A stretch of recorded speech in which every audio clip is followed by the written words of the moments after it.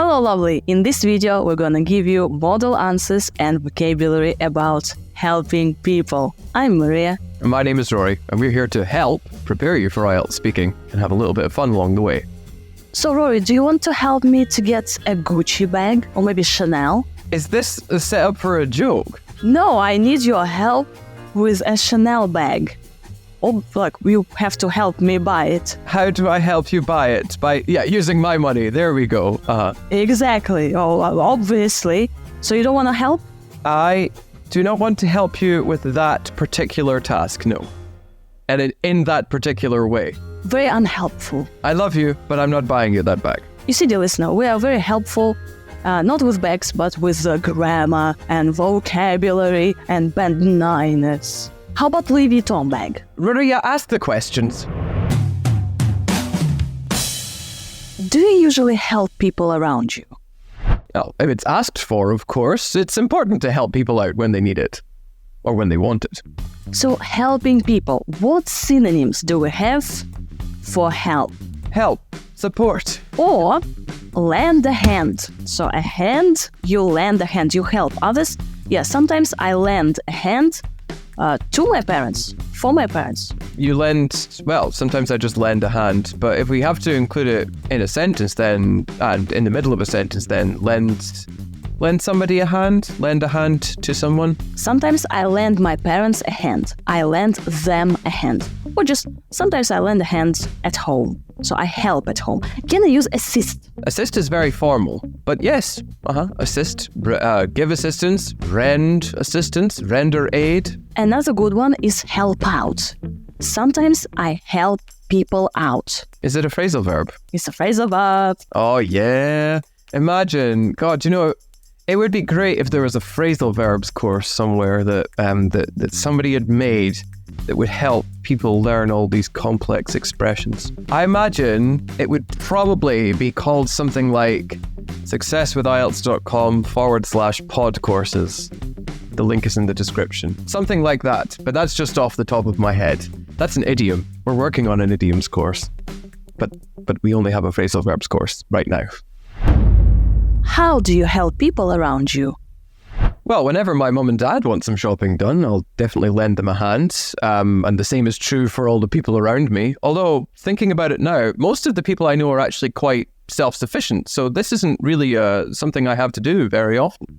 Want some shopping done, which is a nice construction. So if my parents want something done, or if my parents want something fixed, or they want some shopping done, I'll help out. Self-sufficient. Who is self-sufficient? People that can support themselves are self-sufficient. So most of my friends are very self-sufficient, which is, well, and rightly so. Most people should be.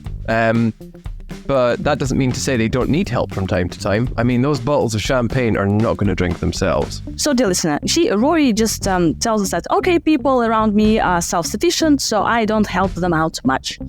But you can also say that sometimes I donate to charity. So how do you help people? I donate to charity. Even if you don't, just use the vocabulary, okay? If you don't do anything to help the others around you, I donate to charity. Or for example, I prefer listening to people, right? So listening is also helping, right? It's really helpful.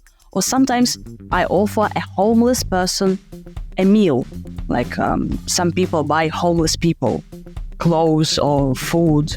Roy, do you do that? Not regularly, but I did give a homeless person some food the other day. Oh my God. It was funny because like the sweets that were there, because I try not to eat sweet things these days. So I gave them to somebody else. They were like personalized ones from somebody's wedding. And I was thinking, what is this homeless person going to think when they open this bag? It's going to be a really weird experience. Another good way of helping people is redirecting your gifts. So for example, it's my birthday and instead of just getting all the gifts, I say, okay, so if you want to buy me a present, direct this money to this charity. Okay, so all people who want to kind of get me something, they send money to this charity. Okay, so it's called like redirecting your gifts. So you ask people to donate gifts for your birthday to a certain charity. again, like you're using nice vocabulary. Usually I redirect my gifts and help, I don't know, homeless. I feel really bad now about my birthday. I know, Rory, you should, you live in freaking Scotland, and you could do some help there. I could, but I'm busy working, so... Okay. How about a Gucci dress? If not a bag, then a dress. It will help me. You are not a charity case, Maria. No matter how many requests you make, it is not going to happen. Shoes? What's the next piece of vocabulary or grammar? And another thing that you can say, I just smile and spread positivity. Positivity? Positivity, right?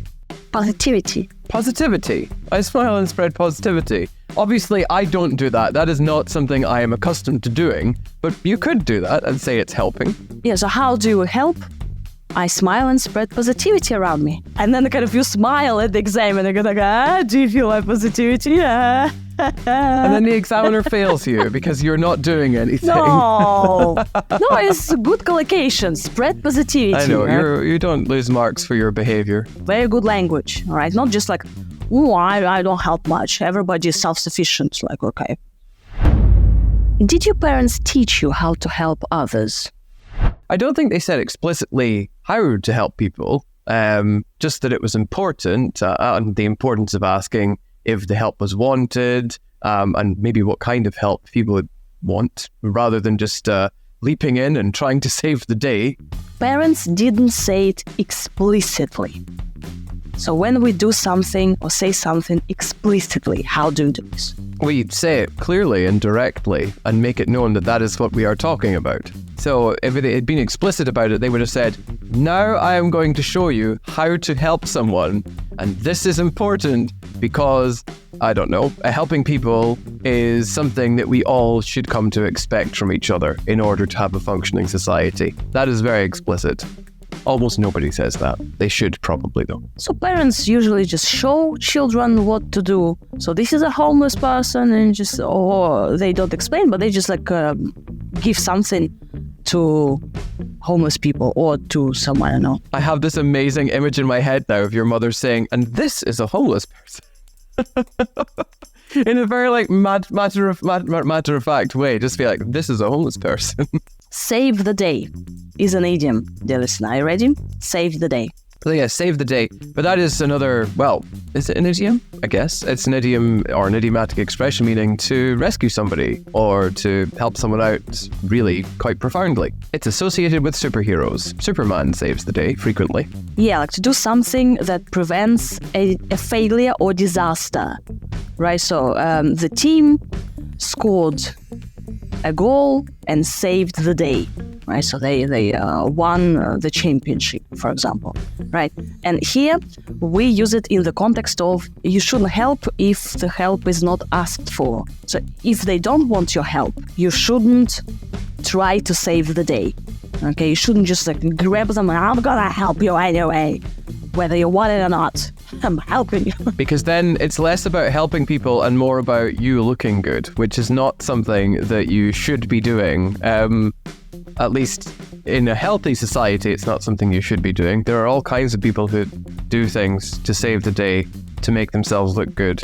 And it has disastrous consequences because the people that they are trying to help either don't need it or don't want it. And what did you mean when you say leaping in? Leaping in is just a phrasal verb or idiomatic expression that means to go into a situation without much thought beforehand. So this is the point. If you leap in, you haven't thought about it. You haven't thought about the possible repercussions, which is the usually unfortunate consequences of something. And it can be really bad. For example, if you think about wildlife documentaries, when lions are going after something that they're going to eat, you could leap in and save the day, but then you have deprived the lions of food and you have upset the natural balance. And this has all kinds of consequences for the wildlife in that area. So leap means to provide help very quickly. I think it just means to enter a situation. It doesn't mean it's nothing to do with help. It could be, but it's not explicitly connected to this. But in this context, we provide some help. For example, Rory leaped in to explain. So we're talking about something, we don't understand each other, and Rory leaped in to explain things. So he kind of like... Did your parents help you much when you were a child? Oh, loads. I think most people support their children as best they can. They gave us a place to live and a good standard of living. And again, all of that is something that parents should be doing, especially for their children when they are children. Now they often lend an ear when they want to listen to our woes or hear about our successes, although that's not to do with helping people, that last one. Parents could lend you an ear.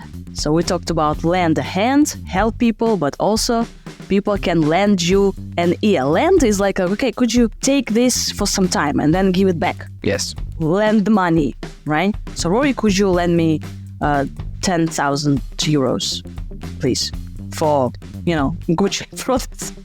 I know where this is going, and the answer is no, absolutely not. So kind of Rory gives me his money, he lends me his money, I should give it back. No, not maybe.